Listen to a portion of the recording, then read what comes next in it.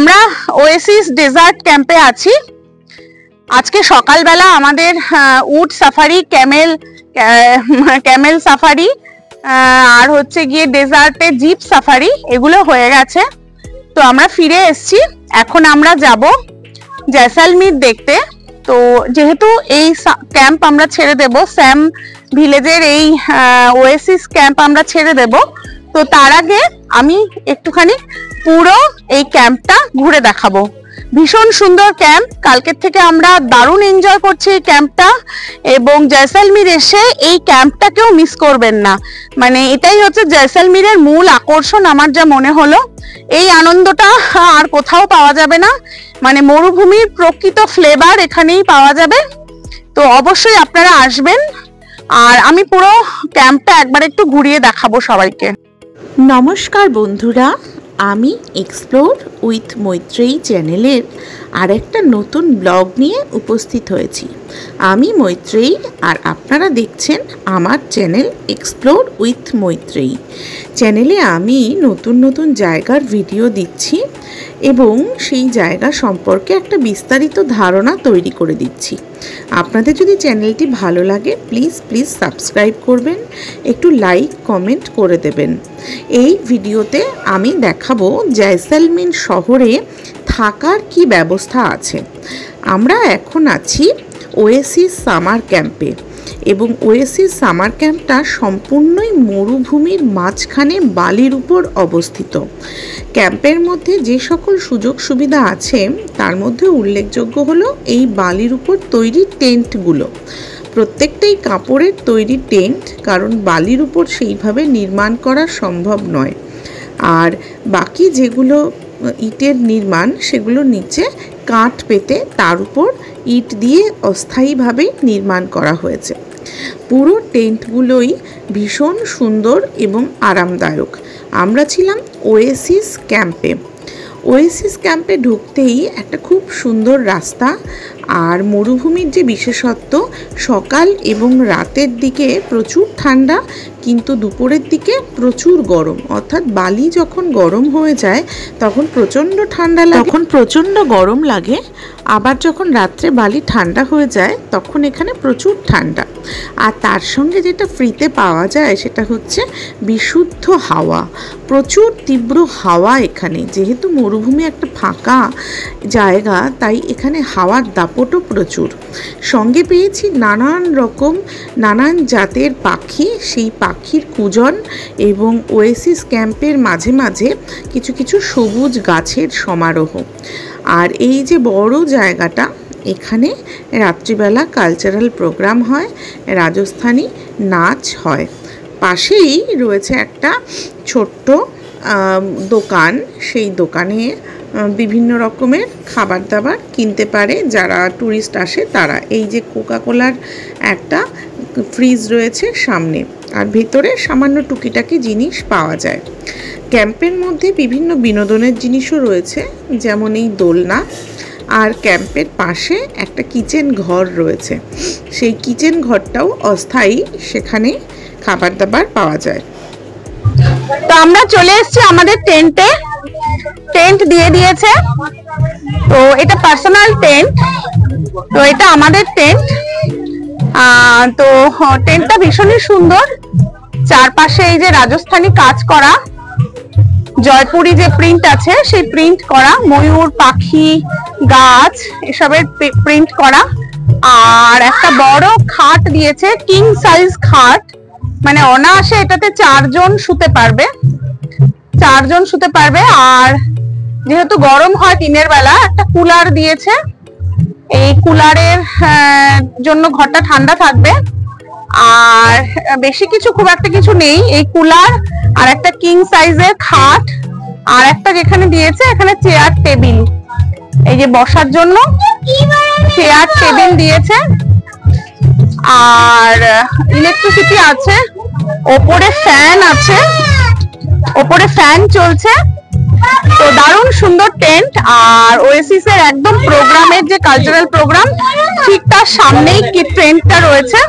তো সঙ্গে সঙ্গেই বেরিয়ে যেতে পারবো। এই যে বাইরে প্রোগ্রাম হচ্ছে, দেখাই যাবে এখান থেকে যে বাইরে প্রোগ্রাম হচ্ছে ওখানে। আর বাথরুমটা কেমন সেটাও দেখবো। এইটা হচ্ছে টেন্টের বাথরুম, একটা আয়না মিরর দিয়েছে, একটা বেসিন আছে, ওয়েস্টার্ন টয়লেট আছে, মোটামুটি ঠিকঠাক পরিষ্কার পরিচ্ছন্ন। তো ভালোই টেন্টটা। তো আমরা চলে এসেছি ওয়েসিস সামার ক্যাম্পে। এই যে ক্যাম্পের ভেতর এক্ষুনি প্রোগ্রাম শুরু হবে, তো সবাই বসে আছে। আমরা এইমাত্র ঢুকলাম, তো আমরা একটু টেন্টে যাব, টেন্টে গিয়ে ফ্রেশ হয়ে প্রোগ্রাম দেখতে আসব। বেশ একটা দারুণ হাওয়া চলছে চারদিকে, আর চতুর্দিকে টেন্ট, মাঝখানে একটা প্রোগ্রামের জায়গা, এখানে কালচারাল প্রোগ্রাম হবে। তো সবাই বসেও আছে, আমরা জাস্ট যাব এবং ফ্রেশ হয়ে এক্ষুনি বেরিয়ে আসব প্রোগ্রামের জন্য।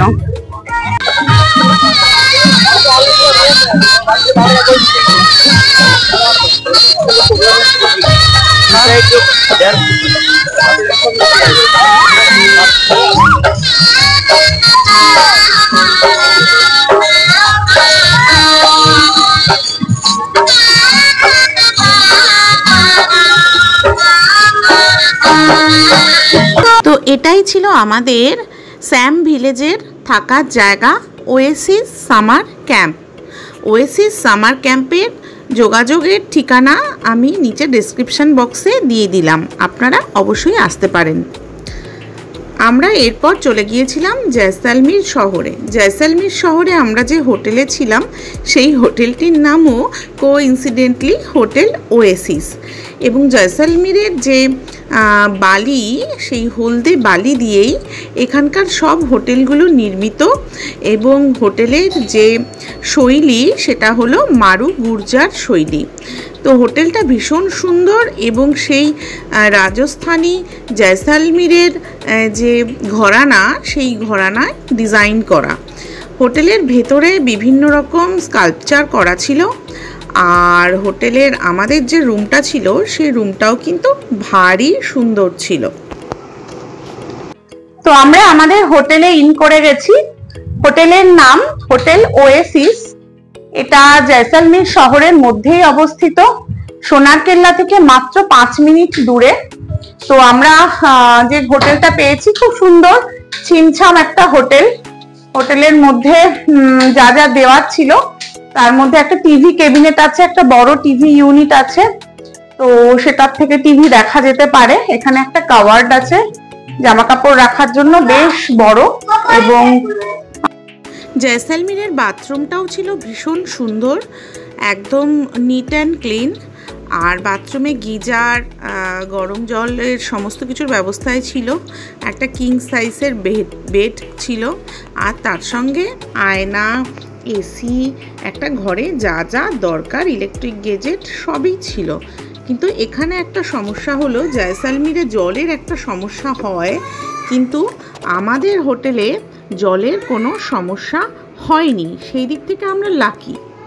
আরেকটা যেটা, সেটা খাওয়া দাওয়ার বিষয়টা আমি বলিই নি। আমরা আজকে চতুর্থ দিন ট্যুরের। প্রথম দিন বিকানির ছিলাম, সেকেন্ড দিন আমরা বিকানির থেকে যাত্রা করেছিলাম জয়সালমীরের দিকে। কালকে আমরা সারাদিন জয়সালমীরের স্যাম ভিলেজে ছিলাম, ডেজার্টে ছিলাম। আজকে আমরা চলে এসেছি জয়সালমীর শহরে। তো আমাদের সমস্ত খাওয়া দাওয়াটাই দেখছে, আমরা যে ট্রাভেল এজেন্টের সঙ্গে এসেছি, বর্ধমান ডলফিন, তার প্রদীপ বাবু।